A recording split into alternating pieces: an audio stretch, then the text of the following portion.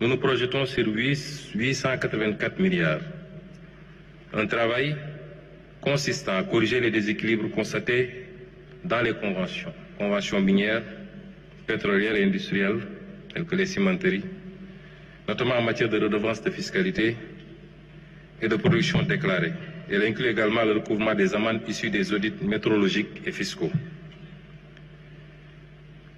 Pour la mobilisation de l'épargne nationale et de la diaspora, l'objectif c'est de capter les flux d'épargne disponibles sur le territoire national et auprès de la diaspora à travers la création de véhicules d'investissement. Il ne s'agit pas de dire aux gens de donner leur argent de manière philanthropique, mais de les intéresser à un certain nombre de projets structurants sur lesquels ils peuvent investir avec retour d'investissement.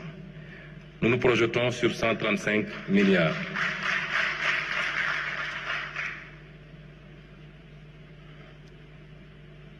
Sur le déploiement des financements participatifs et solidaires, le WAPF, les instruments tels que le Soukouk et les plateformes de crowdfunding, nous projetons 300 milliards. Pour l'approvisionnement gaz par GTA, un élément extrêmement important. Parce qu'aujourd'hui, les contrats de recherche et de partage de production autorisent le Sénégal à notifier ses besoins au plus tard le 1er octobre pour l'approvisionnement de son marché local. Ce que nous avons fait pour 2026. Les gains sont de 177 milliards ou de 143 milliards sur 2026 seulement, selon l'application au nom de la pénalité de 25% prévue et que BP peut vouloir appliquer. Et l'impact sur le kilowattheure, c'est de le faire passer de 115,93 francs kilowattheure aujourd'hui à 66 au plus tard le 1er octobre pour l'approvisionnement de son marché local. Ce que nous avons fait pour 2026. Les gains sont de 177 milliards ou de 143 milliards sur 2026 seulement, selon l'application au nom de la pénalité de 25% prévue et que BP peut vouloir appliquer. Et l'impact sur le kilowattheure, c'est de le faire passer de 115,93 francs kilowattheure aujourd'hui à 76,18 francs kilowattheure. Et donc sur les 3 ans, l'impact attendu est de 435 milliards. Pour les actifs détenus par la SOGEPA, qui peuvent être utilisés comme effet de levier, nous nous projetons à 341 milliards. Pour ce qui est de la régularisation du renouvellement de concessions des opérateurs téléphoniques également, nous nous projetons à 200 milliards. Sur les frais de visa électronique que nous avons décidé d'appliquer pour l'entrée sur le territoire national, aux pays hors Afrique et aux pays africains qui nous appliquent le visa, nous nous projetons à 60 milliards. Sur le recyclage d'actifs comme les autoroutes, nous nous projetons à 126 milliards. Par rapport à la réduction du train de vie de l'État, je vous avais dit tantôt que pour le moment, une seule mesure sur la dizaine de mesures, une seule mesure est pour le moment évaluée. C'est la restructuration du secteur parapublic, notamment la suppression et la fusion d'agences, et elle nous donne un gain de 50 milliards. Les 8 ou 9 autres mesures sont en cours d'évaluation et je peux vous en citer quelques-unes qui sont des mesures fortes relativement à la réduction de la taille de l'État ou du train de vie de l'État. J'ai parlé tantôt de l'élimination des surfacturations sur les marchés et les chantiers publics, la réduction des subventions accordées à certaines entités publiques, qui doivent pouvoir avoir leur autonomie financière, la réduction sélective et progressive des subventions aux équipements de pêche, des détaxes de carburant, etc., l'économie sur les frais liés à l'organisation des élections. Je crois que les conclusions du dialogue politique nous permettraient de le faire, rien qu'avec le bulletin unique. Je passe sur les autres. Le plafonnement de la masse salariale dans le secteur parapublic, puisque la loi organique portant sur les lois de finances a prévu le plafonnement, l'inscription chaque année dans la loi de finances, le plafonnement des salaires dans le secteur parapublic et au niveau des institutions et du secteur public. Ça n'a été inscrit qu'en 2021, le décret d'application n'a jamais été pris. Et sur 2026, nous réintégrerons cette mesure qui aura certainement un impact important. La réduction de la fréquence et du coût des missions à l'étranger, la mise en place de la centrale d'achat, la réduction des charges locatives d'eau et d'électricité de l'administration, l'optimisation de la réforme sur les véhicules de l'administration, la lutte contre les pertes techniques même de la Sénélec qui sont évaluées à 90 milliards quand même. C'est autant de mesures qui vont venir abonder cette rubrique et certainement nous permettre de faire des économies extrêmement plus substantielles sur le train de vie de l'État.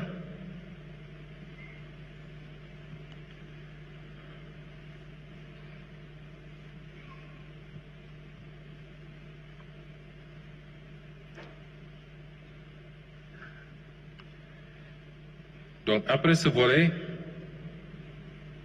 sur le recyclage des actifs, nous nous projetons à 1519 milliards. J'ai parlé des actifs détenus par CGA, par SOGEPA. La possibilité d'une cession partielle du sud de l'ancienne base militaire française de Rufisque, si le président de la République l'autorise, ce qui ne semble pas être le cas pour le moment, avec un veto fort des forces armées. Sur la zone économique de Diass, où un modèle d'aménagement et de mise en location ou de cession partielle peut être envisagé, où nous escomptons 215 milliards. La régularisation de conventions des opérateurs, j'en ai parlé,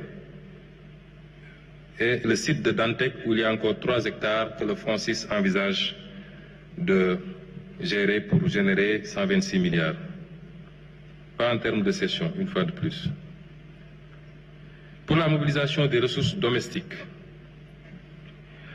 nous envisageons avec la mise en concession ou vente partielle de terrains viabilisés des zones à fort potentiel économique.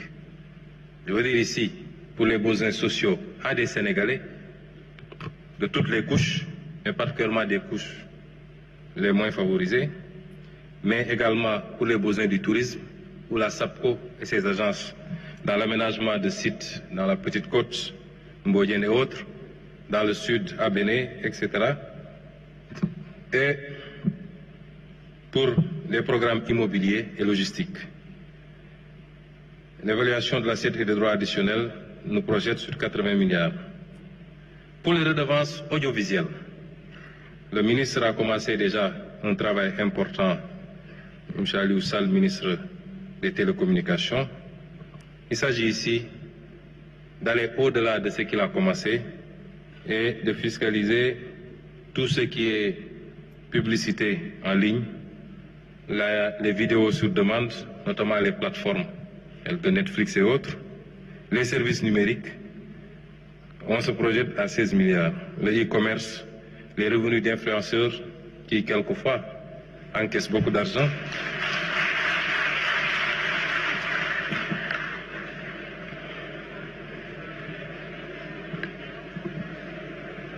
La taxation du mobile money.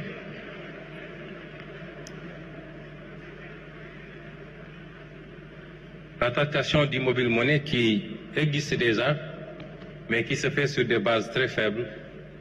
Nous avons beaucoup travaillé ces derniers jours avec la Direction générale des impôts, le ministère des Finances, le ministère des Télécommunications, pour aboutir à des bases beaucoup plus saines, sans pour autant que ça constitue un surenchérissement perceptible du coût des transferts, et l'État compte engranger 130 milliards sur les 3 ans. La taxation des transactions marchandes, où nous projetons sur 90 milliards, les transactions marchandes d'e-mobile money. La taxation des jeux de hasard, notamment le pari en ligne et les casinos en ligne. Les jeux de hasard, le jeu en ligne aujourd'hui constitue 80% du jeu de hasard. Il nous faut aller chercher les 20% qui restent. Mais nous avons choisi, puisque dans ce secteur, les bookmakers étaient taxés, la LONASE est taxée, mais les parieurs ne sont pas taxés. Taxation du gain, 75% des mises constituent un gain que partagent des parieurs, mais également nous envisageons un modèle de taxation même de la mise, parce qu'au-delà de la mobilisation de recettes, nous avons l'obligation en tant qu'État de protéger surtout les petits parieurs contre eux-mêmes et contre l'addiction au jeu. L'augmentation du taux de la taxe sur le tabac, c'est le même principe que nous envisageons d'amener au plafond UEMOA qui est de 100%. Aujourd'hui, nous taxons à 70%. Et je crois que la fumée peut rapporter 100 milliards.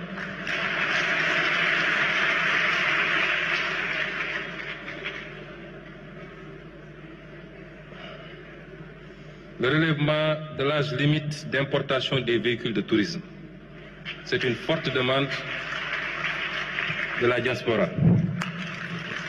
Ils seront satisfaits aussi bien pour les véhicules utilitaires, 8 à 10 ans, les véhicules supérieurs à 3 tonnes 500, 10 à 15 ans, et la généralisation des droits d'accès sur les véhicules de transport et de marchandises. Ces 3 mesures doivent pouvoir rapporter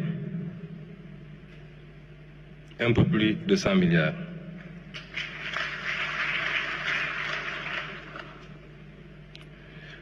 La réactivation des droits à l'importation pour les téléphones portables, qui avait été suspendue avec la redevance RUTEL, mais tout le monde convient, les autorités douanières, le ministère de l'économie et des finances, qu'il est temps de remettre en place cette taxation, et les projections sont à 200 milliards. Je voudrais dire que tous les chiffres que nous vous avançons ici sont des chiffres minorés. J'ai demandé à l'équipe de prendre les options les plus minimalistes possibles pour nous aménager une marge d'erreur substantielle.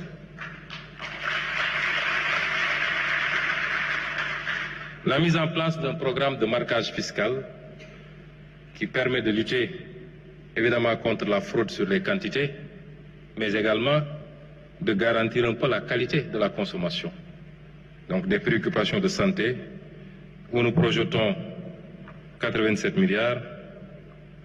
La réactivation du droit de sortie sur les exportations d'arachide et de la noix de cajou, 27 milliards et 15 milliards. Ici, c'est à la fois des soucis de collecte, mais également de protection de notre secteur industriel pour l'arachide, mais l'incitation également à la transformation locale. Et c'est là où nous attendons le secteur privé national. La modification de 10% des barèmes de loyer sur le domaine de l'État. L'État donne des baux, mais nous constatons que les taux contenus dans les barèmes sont extrêmement faibles et n'ont pas été révisés depuis 2011, si ma mémoire ne fourche pas. C'est des mesures qu'il faut, pas seulement sur le barème des loyers, mais également sur le barème des cessions définitives. Si l'État va acheter un terrain d'un particulier, il l'achète au prix du marché. Mais si l'État vend un particulier, il vend 10 fois, 20 fois, 30 fois moins cher parce qu'il vend selon un barème, puisque l'État n'est pas censé faire des profits sur le foncier. Mais cet État-ci, qui a hérité d'un déficit de 119%, et d'un déficit de 12% est censé faire de l'argent. La régularisation massive des terres du domaine national. Nous avons travaillé avec M. Dia sur la possibilité de faire évoluer le PROCASEF, qui est un programme qui permet de régulariser les propriétaires allégués de terrain, particulièrement en zone rurale, mais ça se faisait presque gratuitement, mais on ne délivrait pas de droits ou de titres. L'instruction, c'est d'aller vers la délivrance de droits et de titres pour sécuriser les propriétés et permettre à ces gens-là non seulement de pouvoir sécuriser, mais de pouvoir même avoir un levier pour faire prévaloir auprès des banques pour lever des fonds utiles à leur activité. Donc, la mise en concession de terrains viabilisés dans des zones à fort potentiel économique. Et enfin, l'introduction d'une fiscalité verte et bleue par l'instauration d'une taxe carbone, d'une surtaxe sur les véhicules anciens à forte émission de CO2, ainsi qu'une éco-contribution sur certains produits importés, où nous escomptons 306 milliards. Ça, c'est les recettes fiscales attendues de l'injonction des ressources.